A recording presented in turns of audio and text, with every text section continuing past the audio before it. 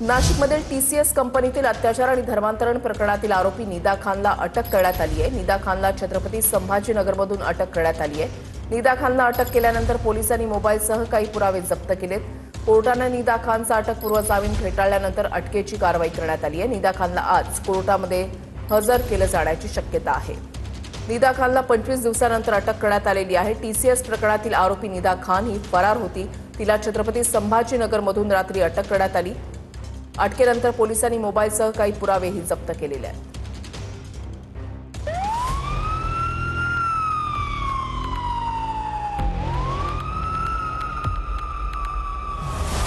Nashik TCS कंपनीतील अत्याचार आणि धर्मांतर प्रकरणातील मुख्य संशयित आरोपी निदा खानला अखेर पोलिसांनी बेड्या ठोकल्यात। महिन्याभरानंतर निदा खान पोलिसांच्या हाती लागले। छत्रपती संभाजीनगरमध्ये लपून बसलेल्या निदा खानला नाशिक पोलिसांच्या गुन्हे शाखेनं अटक केली।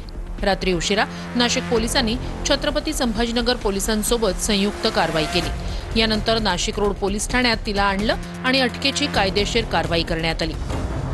25 मार्चपासून निदा खान फरार होती। नाशिक पोलिसांची 2 पथकं तिच्या मागावर होती। अखेर छत्रपती संभाजीनगरमधून निदाला अटक करण्यात आली। निदा खानला अटक केल्यानंतर पोलिसांच्या हाती महत्त्वाचे पुरावे लागलेत। नाशिक पोलिसांनी निदा खानकडून 2 स्मार्टफोन जप्त केलेत। या मोबाईलमधून काही महत्त्वाचे धागेदोरे पोलिसांच्या हाती लागण्याची शक्यता आहे। टीसीएस प्रकरणात विदेशी फंडिंगसह इंटरनॅशनल कनेक्शन असल्याचा पोलिसांना संशय आहे। अटक टाळण्यासाठी निदा खाननं आपण गर्भवती असल्याचं कारण देत अटकपूर्व जामीन मिळवण्याचा प्रयत्न केला होता, मात्र न्यायालयानं अटकपूर्व जामीन फेटाळला होता। दरम्यान निदा खानवर आरोप काय आहेत ते जाणून घेऊया। लैंगिक अत्याचारासह मानसिक छळ आणि धर्मांतराच्या आरोपाखाली गुन्हा दाखल। या प्रकरणातील आरोपींना मदत करण्यासह धर्मांतरासाठी महत्त्वाची भूमिका बजावल्याचा आरोप।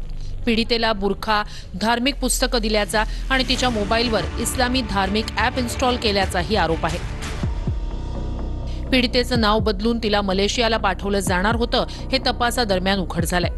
निदा खान फरार असताना सतत आरोपींच्या संपर्कात असल्याचंही पोलीस तपासातून समोर आलंय। दरम्यान या प्रकरणात एखाद्या आंतरराष्ट्रीय टोळीचा सहभाग आहे का, याचा पोलीस तपास करतायत।